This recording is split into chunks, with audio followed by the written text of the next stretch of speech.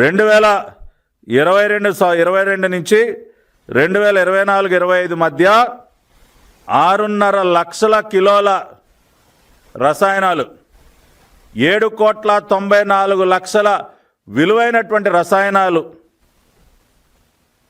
మోనోగ్లైసరైడ్, acetic acid ester అనేటువంటి రసాయనాలని బోలేబాబా డైరీకి ఈ అజయ్ కుమార్ సుగంధ్ అనే వ్యక్తి సరఫరా చేశాడు.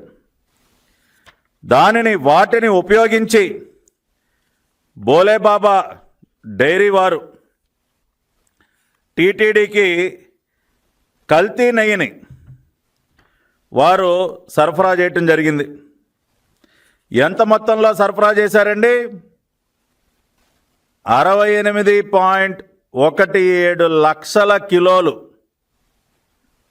అంటే దాదాపు 251 కోట్ల విలువైనటువంటి 68.17 లక్షల కిలోల అడల్ట్రేటెడ్ గీ టీటీడీకి సరఫరా చేయటం జరిగింది. అంటే ఒక్కసారి ఆలోచించండి, దాదాపు 8 కోట్ల రూపాయల విలువైనటువంటి రసాయనాలు, ప్రమాదకరమైనటువంటి రసాయనాలు కొనుగోలు చేసి